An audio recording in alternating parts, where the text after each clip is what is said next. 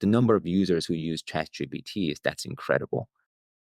But I think it's sort of worth asking ourselves, is that sort of quote unquote the killer applications that we were waiting for? ChatGPT does feel like it's a fairly simple wrapper around large language model because that's what it mainly is. OpenAI has done fantastic things to make it safer and make it more useful. Fine tuning, I think, was really great. But I think it's worth asking, if that is actually the killer application, why is it a killer application?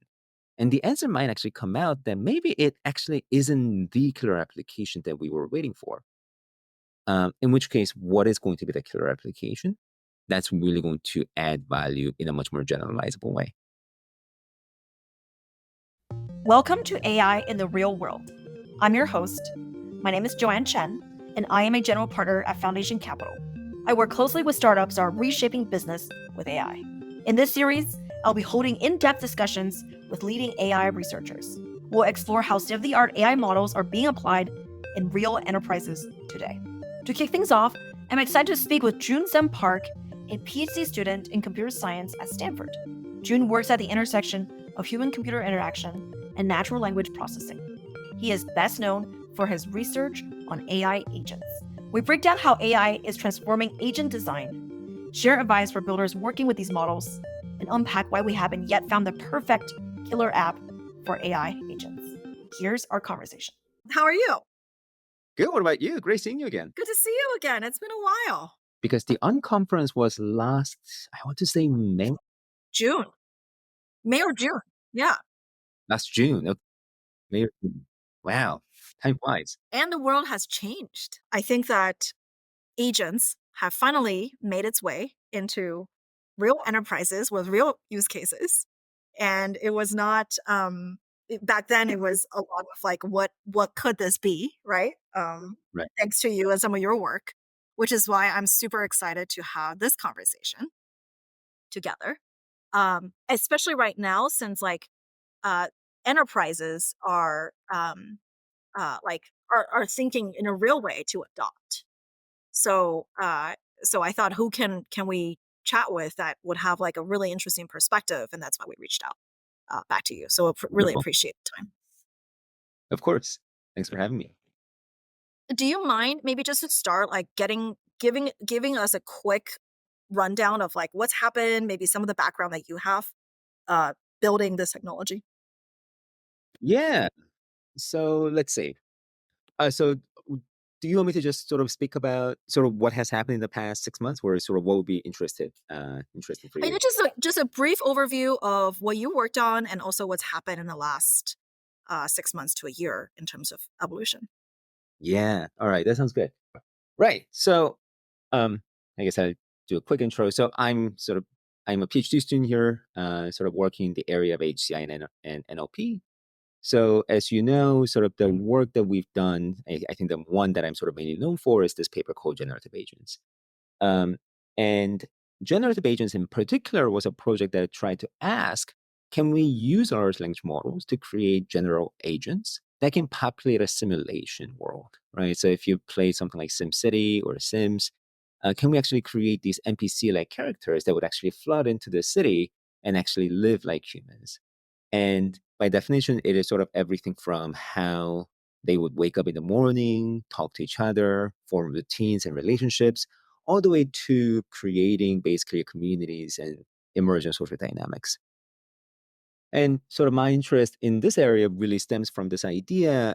So this is sort of what people at the intersection of human computer interaction and natural language processing and machine learning like to ask, which is we now have these really amazing models like large language models and foundation models. The question really becomes, what are you going to do with them, right? These models are new and they're great, and we think they have great capacity. But are they really going to enable us to do something that's quite new and unique? And that has been sort of the focal point for a lot of the research that I do.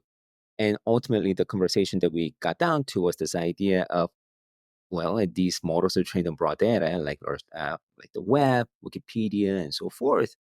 So they can actually be used to generate a lot of believable human behavior when you're given a very micro context. So can we actually piece this together to create human-like agents, which is something that AI more broadly has envisioned since its founding days. And we decided that this is the time to do that. And so that's how we got to where we are. And so that's the generative agents. And this is the paper that was published in April last year, or we put it on archive in April and was officially Which, published in November. which is crazy how much the world has developed. I'm curious, what initially motivated this topic for you? I'm sure you had lots of different options in terms of what to research and study. Why did you decide to focus on this? Yeah. So ultimately, it really was the question of what will large language models, these new models that are being trained, really going to enable us to do? And when I started my PhD, it was around like 2020. And that was when GPT-3 was just about to come out. During my first year, we wrote a paper called Foundation Models, which sort of made this observation that there's going to be this new wave of models that's going to come out where we're not going to be training these models for a specific task, but rather we'll be training for a modality, right? We're going to be training this language model that can process language and so forth. And we thought there was going to be a big opportunity there in terms of what we can do with them, but the question of what are we going to do with them was incredibly unclear. So, really, our first instinct as sort of researchers in more machine learning and then NLP community, where we sort of were drawn to was this idea of can we do classifications or generations with these models? And seeing that these models could do that was really exciting because we didn't train these models to do that, but they could. But more from the interaction perspective, doing classification and simple generation was something that we already knew how to do. So that didn't feel fundamentally new. So really the question again became, what are we going to do that's going to be truly new and transformative in the sense of interaction? So that's what really drew us to look for these kind of ideas. And again, that's we thought simulating human behavior in general computational agents that felt like a big problem because, in part, because it's something that again our community had wanted for many decades. It was sort of the idea that people in more the cognitive science field that really inspired the early AI research, like Alan Newell and Herbert Simon. These folks were asking and we were certainly inspired by those ideas. And of course, we thought it would be a lot of fun because we sort of grew up with Sims, Pokemon, and these kind of games in the 90s and early 2000s. And we were certainly inspired by those games as well. I love those games as well, and it's nice to see some of that play out in the real world now. I agree. I think games are fun in the sense that, I think they are inspirational in many ways because they are very forward looking in many ways, right? Because you can be a little bit more playful. And I think research can be in many ways playful, especially when you're trying to do really forward looking research. So it certainly is a big inspiration.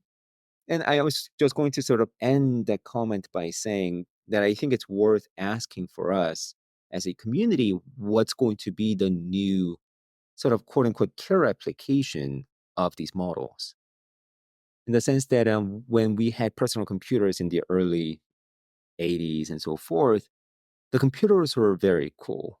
But what really made them into household applications were the existence of these, what we would now consider as killer application of PCs, like Microsoft Excel, that really made tabular information usable and scalable. I think we, large language model community, are should also be looking for those kind of ideas as well, because that's going to be ultimately what's going to really transform the user experience around these models. And I think we're seeing some great usage of these models, but I think there's a lot more to do going forward. Makes a lot of sense. When you look at the what's happened since April, right? A lot of things have changed. We have new LLM capabilities. We have a whole flurry of startups building in this space. Could you maybe summarize what you've seen? Right. So agents certainly has been a big thing, especially towards the latter half of 2023. This is how I'm seeing it. Agent community in the is sort of the way I view it has split into two communities. I would argue now. So maybe it might actually makes a little more sense to really talk about like the history of agents because agent became a big thing last year, but this is not a new idea in and out of Mhm. itself, right? In this, in even in the commercial space, we actually had agents like Microsoft Clippy. I'm not sure if how many of us will actually remember that, but there used to be these agents in sort of our industry and in research. So this is certainly not a new idea. So if you go all the way back, um, so we had agents like Clippy, and in many ways, these agents, especially in the reinforcement learning and machine learning community, agents were these elements that basically could simulate human behavior. I think that is ultimately sort of underlying thesis. But many of the agents were given tools to automate certain tasks. And the tasks that were meant to automate were tasks that are not simple, right? It's not something like you're running a for loop with your Python code, but it's a little bit more complex than that, right? It operates in much more embodied spaces or in spaces that we often operate in, right? The web, right? Can it, the simplest example with these kind of tool-based agents are, can it order me pizza? Can it buy plane tickets? And those might sound simple, but we know from our experiences that even ordering pizza actually does require multiple steps, right? We need to travel to certain websites, we need to look through the menus, actually make the payment, and deal with sort of entering your address and so forth. So that was one genre of agents that already sort of existed for a long time, or I would say all genres of agents sort of existed, but that was one genre that was highlighted in the past. So you see things like Clippy is also in that genre as well. You're a Microsoft Office user, Clippy would try to automate some tasks for you based on your prior interaction with the software. Another age set of agents was this idea of simulation agents or agents that were created for. To clarify on that point, those Mhm. agents are single agents, correct? They can be single agents. They were often implemented as single agents. That's right. I don't think by definition they actually had to be single agents. So you actually try. You're now seeing, in at least in the research, you're starting to see glimpse of people trying to imagine what would it look like for these agents to be in a multi-agent setting. So research paper that I remember coming out after generative agents was basically, what if you have a company of agents? Right? There's going to be a CEO, but there's also going to be designer agent who works in some other aspects. There is going to be editor in this company, and those are still much within the literature of what I would call tool-based agents. Right? They're trying to automate some complex tasks for the users. And I think Okay. there's going to be a lot of sort of really big opportunities in this space. That's something that people have been working on for a long time, for all the right reasons. Now, another community that has formed, but to some extent actually has a slightly different root, is agents that were created for simulations. And these agents were certainly a part of games, right? In the past, we had Sims, but we also had these NPC characters that we could interact with. Now, those NPCs and agents back then were very much like it was simpler agents that were either rule based. There were some reinforcement learning agents back then as well in that space. Uh, but another one that we could usually think about were agents that were used basically in social science, economic agents, or agents that would simulate our policy decision making and so forth. And those agents were also a part of this literature. And what we're seeing today is we're one recognizing that large language model is simulating human behavior. So it touches on all these agents, that it can be a foundational sort of a architectural layer for creating all these different sorts of agents. But in terms of our initial application spaces, we're seeing this split where there's one community who's now deeply interested in agents using tools, but another community that is deeply interested in this idea of can we simulate, and this is where I would say like multi agents and as well as personalization is really starting to be highlighted in the simulation space because it's a little bit more directly incorporated into the idea of simulations. Who are we simulating for? What are we simulating? Who are we simulating? And by definition, simulations often happen in this multi-agent space. So those are the two communities that you're starting to see. So generative agents certainly stands on the far end of the simulation-based agents. Whereas some other projects that were also really cool last year, I think a lot of sort of OpenAI GPTs, I would say, are another end of the simulation agents or another end of tool-based agents. So those are the axes that you're sort of seeing right now. I sort of end by saying my hunch actually is again because they all start from the same technical thesis that we can simulate human behavior, they will merge in the end. I don't think they will be like completely separate thesis, like 5 to 10 years down the line. It's more going to be the question of where are we going to make our short-term bets and what's going to be an interesting and meaningful application space in the next 2 to 5 years. So that's the field that I'm seeing and how it's developing right now. Before we maybe go into that, could you maybe describe how um, LLM specifically has affected um, the especially the latter cohort, right? What is the before and what is the after, and what is the magnitude of improvement because of this technology that's now cheap enough to use? Right. So large language model is really what made this possible.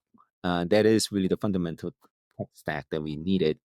In the past, when you wanted to create, and this goes for both types of agents, tool-based and simulations, what you really needed was you basically needed rule-based agents. That was the most common. And rule-based agents are sort of a more sophisticated way of saying we're scripting all the behaviors. So imagine you're building an NPC for a game. A human author would actually write every sentence that the agent would say to the user, for instance. It would Mhm. Human author would actually describe in either code or language, if this happens, you do this. So you basically design all the possible behaviors. Now, that is expensive and not scalable, right? And that was the fundamental block that we had. Now, tool-based agents had similar issues that in many of the contexts it had to operate, it's not very generalizable tool. So if you sort of see how Clippy or even some of the agents that we're using today, very simple types of agent actually are already embedded into our daily usage. So you may have used Google Spreadsheet or Google Doc, it would autocomplete in some very rudimentary way that actually could be considered in some ways an agent in this direction of tool-based agents. And the rules they were using so far were very simple. It's not exactly rule-based, but it is something that was very much hard-coded into the agent's behavior. And there was some learning going on, but there were like very straightforward, simple like statistics that we're using. What large language model changes is large language model gives us a single ingredient, which is given a micro context, micro moment. Let's say I'm sitting in this room talking to Joanne and about, let's say, generative agents or simulations and so forth. Given that micro moment description, a language model is extremely good at predicting the next moment, right? So what are the reasonable set of things that June might say in this particular conversation, given what he knows? It's very good at doing that. Um, that on its own is not a perfect agent, or it's not the complete ingredient that you need to create these agents that are meant to live for many, many years or decades. But they are the right ingredient or building block that we needed because that can be used to replace what was in the past manual authoring.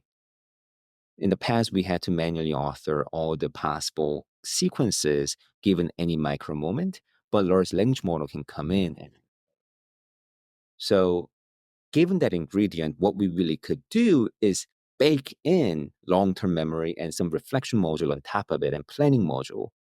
So, given that micro ingredient, plus an agent architecture that we give it on top of it, these agents can basically now start to function as something that can operate in a world that's much like ours with a fairly decent degree of long-term coherence. So that's where we are, and that's really the difference it made. And I'd say this is sort of a 0 to 1 difference, not a degree difference, because before large language model, this was not possible. What else is so large language models gave memory, gave context, gave interactions to these agents. What else in a perfect world would these agents have in order to better mimic the real world? Like what's maybe in the next step, just out of curiosity? Right. So to clarify, large language model doesn't actually have so large language model provides one element. It's the micro sort of a module for predicting the next sequence. Yeah. Uh, it is the agent architecture that actually ends up giving the memory and planning ability. But those two pair becomes a fantastic combination. Hmm. Um, Now, going forward, what I do think is going to be interesting are so right now we're using large language model, but we may have all noticed that things like ChatGPT can now not only deal with just language, but also other modality like image.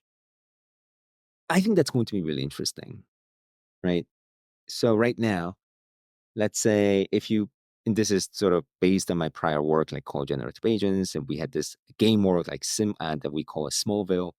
The way these agents perceived and operated in their world was basically by translating it, like our system translating the visual world into natural language. So we would tell the agent, you are in your apartment or you are in the kitchen talking to someone. So we would actually take the visual world and use our system to translate the visual world into natural language and then feeding it to the agent architecture that would use large language models to process this. But now, with these models being able to deal with multimodal aspect, we might actually be able to bypass that phase and go straight from here is the visual world or space that you're seeing right now. That is your memory. Now act on it. I think that's going to be potentially very powerful because, in part, image is much richer to some extent. It conveys a lot more. I do come from natural language processing background. At least that's my other half of my sort of academic background. So I have bias towards believing that natural language is profound, and I think that that will be the case going forward as well. But image does offer something that just language alone does not. So image is going to be a big thing. Now, imagine in the future, video is going to be a big thing as well. Then gradually, the more these agents will basically increasingly get more powerful as this new modality gets piled on. So that's something that we should be looking forward to. That's great. What are some on the downside? What are some of the limitations that you're seeing in terms of these agents, especially generative agents? Right. So so there are limitations that I can mention just about sort of in the context of our work. And then I think there are going to be interesting limitations that are much more application specific. So for generative agents today, certainly the technical limitation right now might have to do with things like, so you're using whether it's an so right now we use OpenAI's model. OpenAI has actually done a lot of work to make the model safer. And I think for OpenAI, I think that was the right approach in the sense that what they really wanted to create was these chatbots or agents or ChatGPT that was safe tool to use for most of people. Now, if you want to run a simulation or create truly accurate and believable agents with something like ChatGPT, however, that could become a limitation because what we really experience as humans is we fight, we sometimes have conflicts, we disagree with each other. And that might not be something like ChatGPT that's been fine tuned to not behave that way to remain safe. Is something, it might not be something that these models will try to surface. And that could be a potential block in creating more accurate, more believable simulations or agents for that matter. So that certainly is one limitation right now that we're seeing. Um, an interesting way to tackle this, I think, going forward is to use open source models or other models that have less of these fine tuned nature. Um, but it's going to be highly dependent on the models that we'll be using for this. So I think that's one thing to look forward to. Got it. Got it. That's super helpful. Maybe one last question on kind of the research side. Um, when you think about future areas to explore for you specifically, Yeah. um, what are some of the more narrow topics that you're hoping to dive deeper in, given where the Right. world is? So ultimately, I think making the agents more accurate, for these agents to be more accurate reflection of who we are, I think it's going to be a really interesting research and like I think it's going to be that's going to be an area that's going to have more of a research and broader impact. Um, so right now, you may have seen the sort of simulation demo. The agents that live in that simulation are fictional. That we just, for instance, we have an agent named Isabella. We told Isabella that she is a cafe owner, and large language model basically makes up what a persona that is reasonable given that description. But I think it's going to be far more interesting if we can make these simulations actually closely model our actual human communities. So Mhm. it's not just fictional, but actually has groundings. That's going to open up, from our perspective, an entirely new set of application spaces as well as research impact. This can be used, for instance, to accurately model or predict markets, or it's going to be able to use to more closely personalize many of these agents for individual use cases. So that's something that we're looking forward to in terms of sort of a particular topic that we're diving into. That plus, of course, scaling up the agents. I think that's another big one, but those two. That makes sense. One of the things that's missing in most AI technologies is like really the emotional part of how humans feel, Right, right? Like all of that data is largely not captured and therefore not part of any kind of models today. Language is one small output of what we have. It's a very important output for sure, right. but it's still one small output. So I wonder how we might be able to incorporate some of the data around our emotions, um, I and agree. some thoughts in the future. Um, Maybe let's move on to the applications today, since you talked about some of the challenges for agents. Many organizations are thinking about how to use large language models today, right? There's a huge amount of aspirations. A subset of them are also thinking about what are some of the agent technology applications that are viable within an enterprise, which has limitations around infrastructure, around data silos, security, and all that stuff. Mhm. Any particular areas where you've seen companies be successful at using these technologies in production? Right. So I think this is going to be incredibly like case by case answer. So let me think. Or if not, like any hypothesis as to where you might see the first commercial deployments at scale? Right.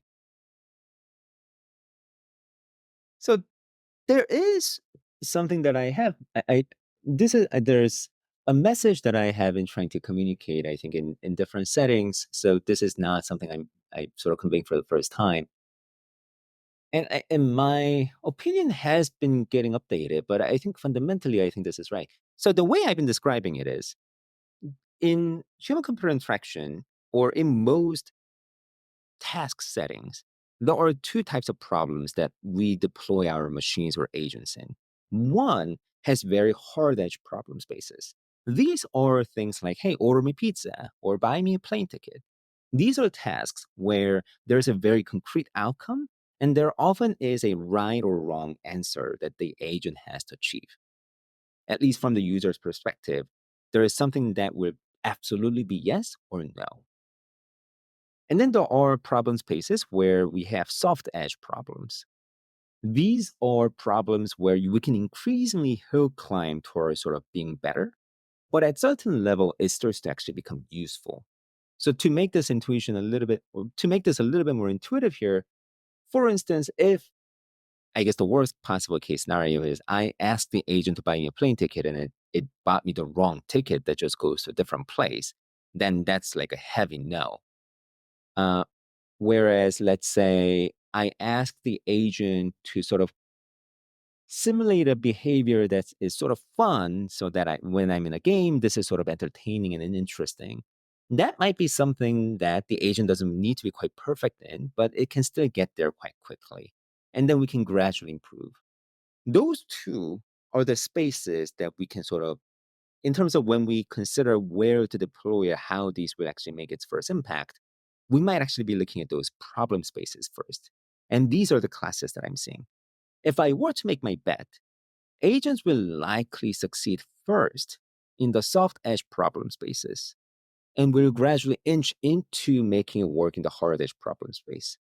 This has been sort of an intuition with agent research community for some time. Mhm. So when Clippy, for instance, failed, our intuition there, at least from research perspective, wasn't that these agents failed because we didn't have the technology there. Certainly, these were deployed and there was some confidence around the technology. But the problem there actually was with interaction, that when agents are deployed in hard edge problem spaces, it's often deployed in states where it actually has to have a fairly long chain of steps and fairly high, the risks were fairly high. When it fails, the cost of correcting its error is actually quite high, cost of auditing its error is actually quite high. So when these agents are deployed in hard edge problem spaces, it has to reckon with the fact that it will undoubtedly make mistakes. And when it does make mistake, it has to be increasingly auditable and controllable by the users so that the cost of correcting its error is not high enough that from the user's perspective, the cost benefit analysis basically has to make sense. And that's been a fundamental challenge with agents. That's why in every era, we see the interest around agents spike for a while, and then it quickly subsides after like maybe a half a year to a year. Yeah, Now, that makes sense. there's a Go ahead. real question now, though, that given the large language model and the progress we saw, that this might not be the case this time, or at some point we might be able to make this work. But for now, so I'm closely monitoring this as well, and I think we all should. I don't think we should just go and say, because it didn't work before, it's not going to work this time. But my hunch is that we will likely see very similar pattern arise, at least for the foreseeable future. And we haven't quite dealt with the interaction problems with those types of agents.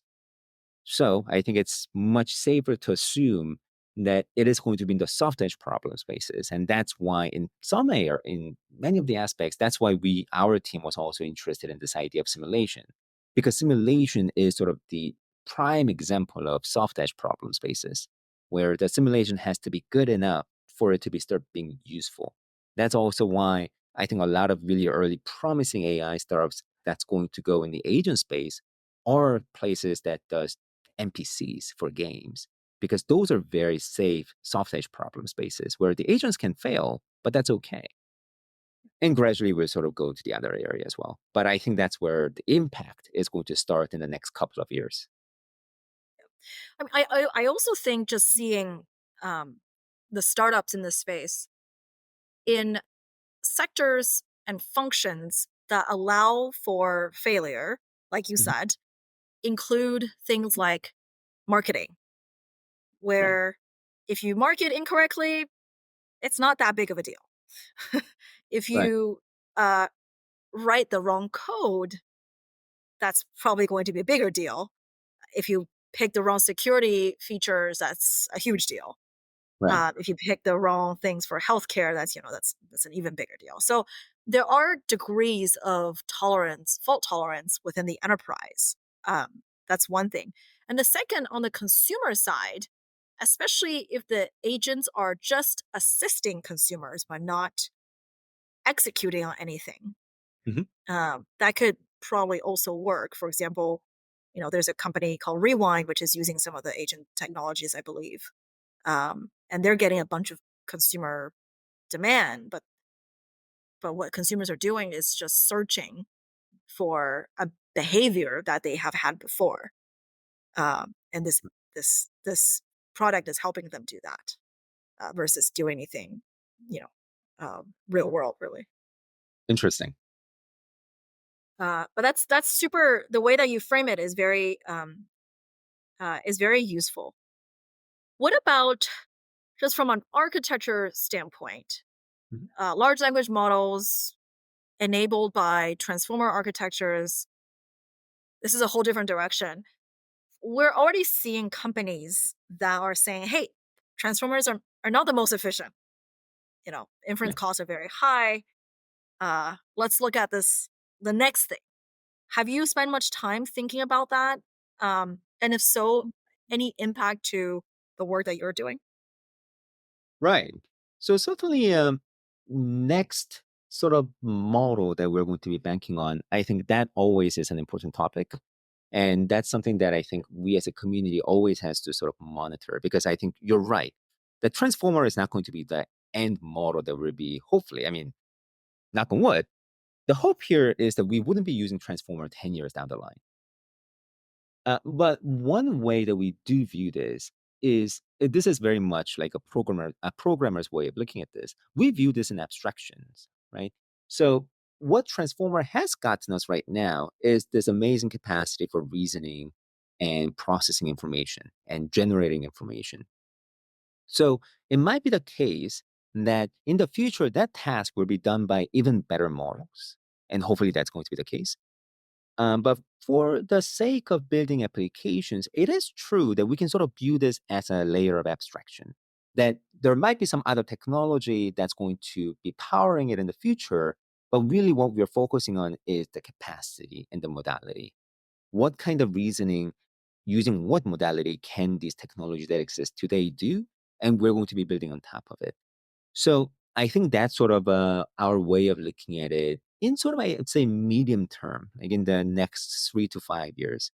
Now, if you're look, because right now there are some promising architectures that's going on that's sort of been created at the forefront of, I would say, more in the machine learning and natural language processing communities that I'm personally getting a little bit excited about. But at the moment, those are still in the very much in the research phase. And can you So share some examples of that? yeah, so I think like there's one model that recently came out, like Mamba by some folks. Those are from Stanford folks. So I think the authors now at CMU and Princeton, sort of all within sort of this community. So that's one example of sort of a potentially promising or interesting model, and that's the one that I recently heard about that I think is interesting to be looking at. But these models, for them to be deployed at scale in a commercial way, if we decide to basically go with certain model that's getting created today, it will give us maybe 2 to 5 year timeline before they can really take off. Because Transformer is not, per- it is a relatively modern model, but it really how you look at sort of the timeline. This Transformer should 7-ish years? 7 years. So I think hopefully if we find something like this time, maybe it's going to go much faster. But it still took about 7-ish years for ChatGPT to really come out. So it's not immediate. Whereas a lot of interactions that we can build, I think there's a lot that we can do like today to create really cool experiences. So I think that's how we're looking at this. There's a medium term. This is where we are focused on the level of abstraction that this is the capacity that we'll have. And then maybe in the down the line 5 to 10 year term, we can really be looking forward to some new models that's going to make an impact. That's great. That's great. Um, cool. Very cool. Um, Maybe more generally, if you just zoom out for a moment, when you Mhm. look at the ecosystem today, uh, what are some of the problems that you want to see solved? We talked about multimodal a little bit. We talked about new models, right, after transformers that might come out. What are some of the problems that you are most excited about someone solving? Not necessarily uh, you personally, but someone solving. I sort of have two in mind. And it's a little bit less of a this is a specific problem that I want someone to solve, but it's more sort of questions that I have that I think more of us should be thinking about. And to some extent, and this happens a lot with sort of the way I do my research as well, where I get inspired by big problems or foundational problems that we had in previous decades. Because oftentimes there's a lot of insights that we can learn from the past as we sort of build on the future. One, certainly I'm embedded into this agent space. One is in the past, agents had its hype cycles, basically, but it failed. Um, that the hype cycle lasted for a couple of years and then people very quickly lost interest, basically because it didn't quite deliver on the promises that it had. I think it's worth asking ourselves why that was the case. I think the opportunity this time is real, but I also think the opportunity in the past was also real to some aspect as well. So just because the opportunity is real and language model is really cool doesn't necessarily guarantee us, at least from my perspective, that agent will finally be a thing that everyone will use. I think there is a future where that will happen at some point. I think it might even happen this cycle. But I think it's really worth asking as a community, why did it fail in the past so that we don't repeat those mistakes? One sort of main thing I'm sort of curious about that I don't think a lot of us are thinking about is actually not the technology part, but the interaction. How are these agents going to be used? In what way? Because ultimately, that's where it really delivers value to the end users. And that's where agents in the past have failed.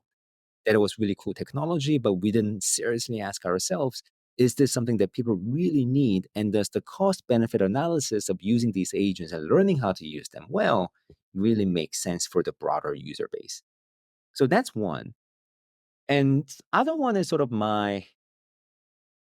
it's a little bit of a hot take, but it's also a shorter take, which is we have large language models. And I think these have made a huge impact already. Right? The number of users who use ChatGPT that's incredible. But I think it's sort of worth asking ourselves, is that sort of quote unquote the killer applications that we were waiting for? Because in many ways, ChatGPT, or maybe it is. And I think if it is, I think somebody should articulate this.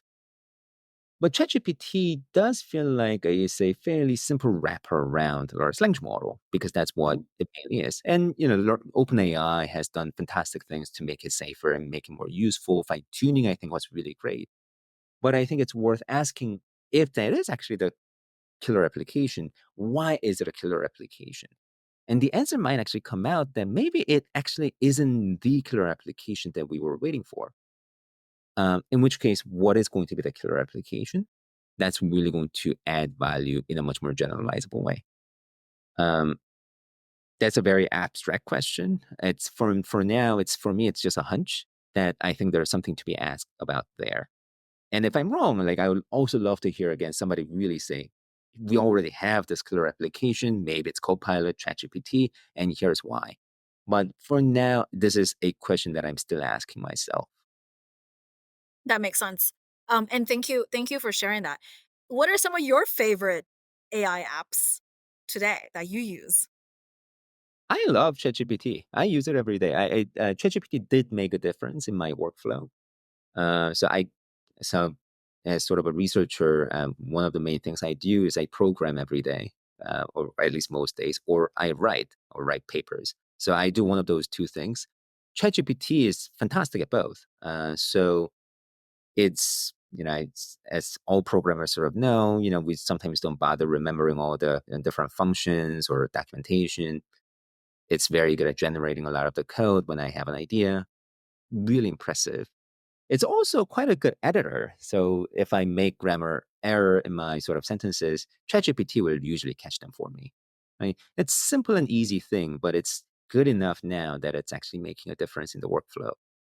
Um, so I say ChatGPT for sure. By extension, I think Copilot will make a difference. So it's sort of worth asking, maybe going back to the question around like killer application. What is the definition of killer application? I think it does. Some people define it as application that has more users. And de facto, that I think always has to be the case that no killer application has no user. Killer application by default means the application that will have the most number of users. But I think there's more theoretical definition to what a killer application is. That implies a lot of users or the most number of users. But for instance, if we look back to the prior era of PC, a killer application that I mentioned was something like Microsoft's Excel or this tabular data format, the thing that would let us manipulate the tabular data. So really the definition in a more theoretical sense of killer application here is there's new technology stack that is being developed. There's a new file type that is getting generated. Then the killer application is the one that would let us manipulate the file type. That's one theoretical definition that one could give. At least that's sort of the definition that I've been toying with. I think it's an interesting one. I don't think it's the only one, but those are sort of the ways that I'm looking at this. That makes a lot of sense. I also use ChatGPT every single day.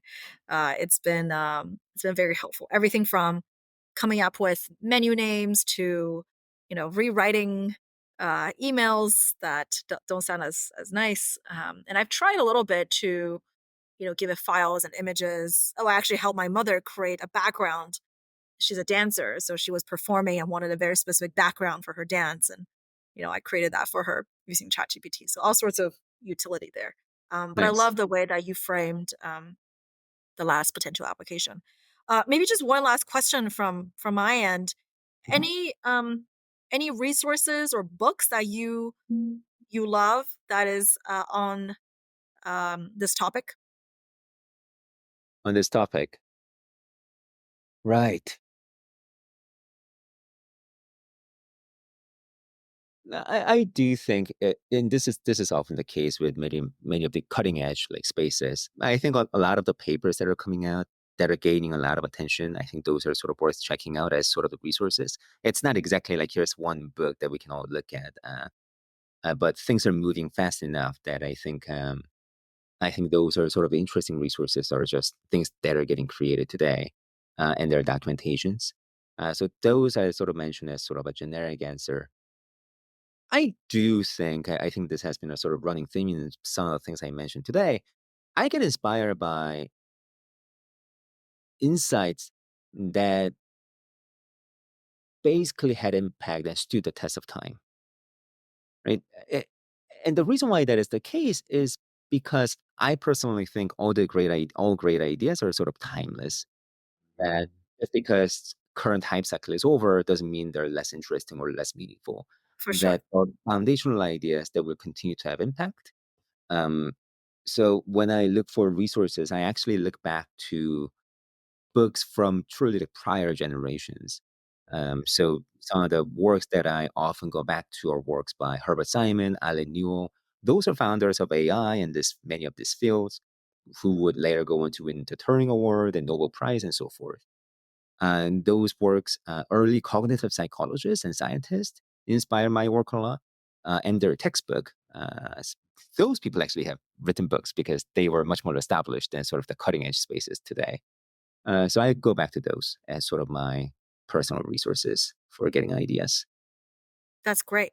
Thank you so much. This was super, super helpful to me personally because what we do as investors is we try to understand the impacts of technology and start to invest in companies when it becomes at the beginning of when it becomes commercially viable, right? So Right. to your point around what are the problem spaces, what are the applications in which this can be applied in a cost effective and secure way that where the end user is willing to interact and get value, that's when we start to come in and invest in these companies, which will hopefully be much bigger companies in the future. So really appreciate this chat.